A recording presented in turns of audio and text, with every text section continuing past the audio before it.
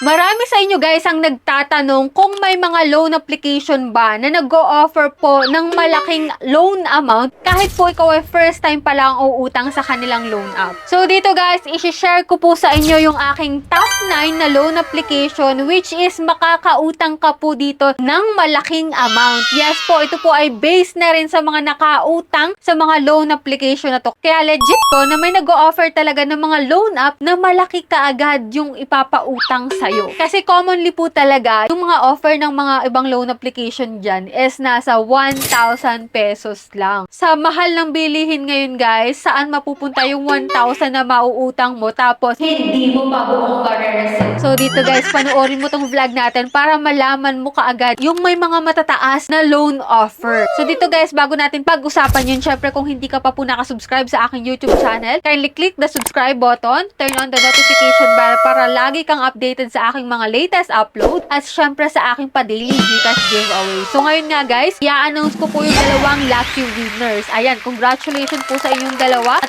para sa mga gustong sumali, don't forget to like this video, mag-iwan po ng comment dyan sa comment section at please share this video na rin para makasali kayo guys sa pa-monthly cellphone giveaway natin. So every last Monday po yung aking announcement dyan. So much for that guys. So dito nga guys, kung ikaw po ay naghahanap na mauutangan online dyan at meron kang mga biglaang bayarin talaga na need mo ng extra money, itong mga loan application guys na babanggitin ko ay pwede mo pong i-consider. So depende na rin yan guys kung okay para sa iyo yung interest nila. Kaya kung gusto mong malaman kung ano-anong mga loan application yon, keep on watching.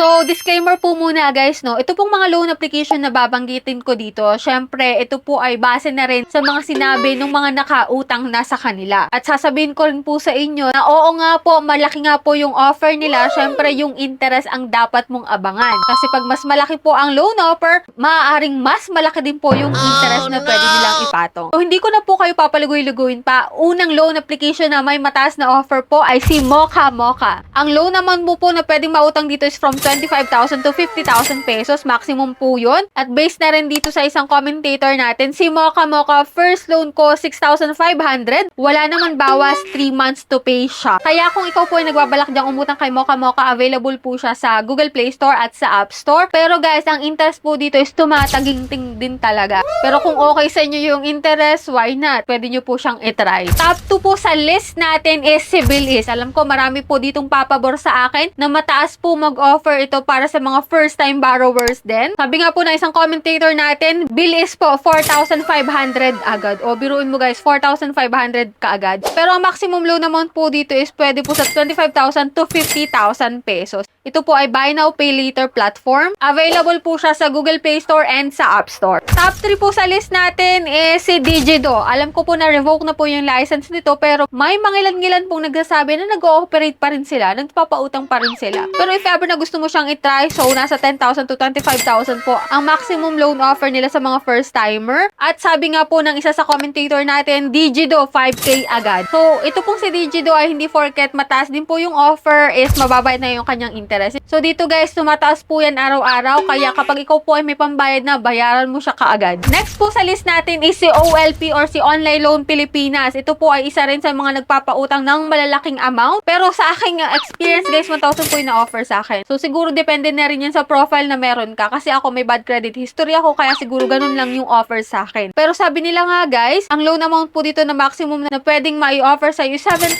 pesos. At ang sabi nga po ng isa sa commentator natin, sa OLP 3,000 agad yung na-approve na loan amount sa akin. O, diba? Agree, OLP is the best for me. So, the best daw sila. Kanya-kanya naman tayo ng opinion dito, guys. No? And next po sa list natin ay si Tala. Yes, isa rin po ito sa mataas din daw magbigay ng offer sa mga first timer. Pero sabi ko nga sa inyo, guys, depende pa rin sa profile mo. So, dito, guys, may nagsasabi na 2,000 po yung offer dito kay Tala if ever na first timer ka. Pero for my experience, guys, nasa 1,000 lang po. So, depende pa rin talaga sa profile na meron ka, guys. Pero nakasama po sa list natin ay si Tala. So, dagdag ko rin guys kay Bill is, sabi nga dito, try mo ma'am si Bill is 6K loan amount first time hiram ko, tas 90 days to pay. Maganda yung app na to. O, biruin mo 6,000 yung offer dito kay Bill is. At ito ba guys, dagdag ko kay Digido, 4K agad papahirap hiniram niya, less niya 150 lang for 7 days lang. So, si Digido po yun. At ito nga po, share ko lang experience ko about sa online loan Pilipinas. Naka-loan ako ng 3K at binayad ko ng 3,840 for only 15 days. So, yun po yung mga isa sa mga comment nila, no? At next na po sa list natin ay si Juan Han. So, dito guys, ang pinaka-maximum loan amount is up to 25,000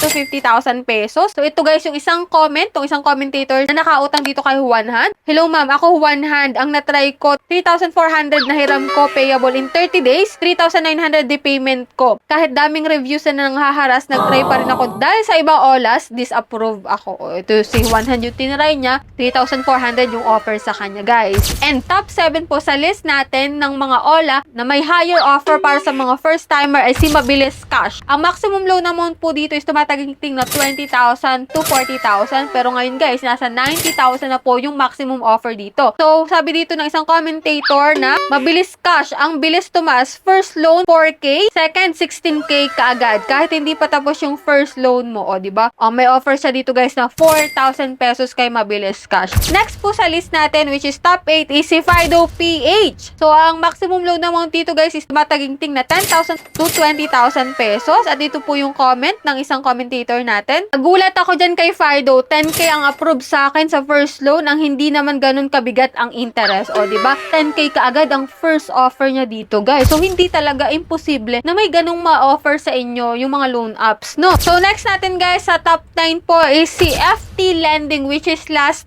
loan up na po ito, which is 15,000 to 30,000 nga po ang pwedeng i-offer nito guys sa mga first timer. At ang sabi nga dito guys, goods din sa akin si FT. First offer 6K, di ko pa agad hiniram in the morning. May increase ako, naging 7,600. 15 days to pay, medyo malaki interest, nasa 20%, pero malaking tulong po talaga. O biruin mo guys, 6,000 ang offer dito kay FT Lending. So depende pa rin po yan sa mga profile na meron kayo. Kung kayo ay may bad credit history, maaaring mas less po ang i-offer sa inyo. Pero kung may good credit history kayo, kaya alagaan nyo po talaga yan, maaari po talaga at posibilidad na mataas po ang i-offer sa inyo na credit limit. So yan guys, kaya kung gusto mo talaga na malaki kaagad ang i-offer sa'yo, ma-approve sa'yo kahit first time ka pa lang, so ilang tips ko lang sa inyo guys, gumamit kayo ng real SIM, real number nyo. At i-link nyo po yung number na yun sa GCash or Maya account nyo. Ito rin ang pinakang tips ko sa inyo guys, huwag po kayong mag-apply sa iba't ibang loan application per day. Huwag yung sabay-sabay guys, kasi nade-detect po nila yan. And last, ito po talaga yung pinakamahalaga, magbayad tayo on time. Huwag po tayong magpapa-overdue, magpapa-late payment kasi nakaka-apekto po yan sa credit limit na i-offer sa atin sa mga next loan application na a-applyan natin. So that's it, yan po yung ating top 9 loan application na merong matataas na offer kahit po ikaw ay first timer, according na rin sa mga nakautang sa kanila. Kaya if ever man po na ikaw ay may loan application dyan na may mataas na offer kahit po ikaw ay first timer at wala sa list natin, i-comment po dyan sa comment section para maisama natin sa part 2 ng video na to. So that's it, yan lang po yung vlog natin. For those na hindi pa dyan nakasubscribe, just click the subscribe button, turn on the notification bell and be updated sa ating mga latest uploads. So bye-bye na muna for now guys. See you on my next video.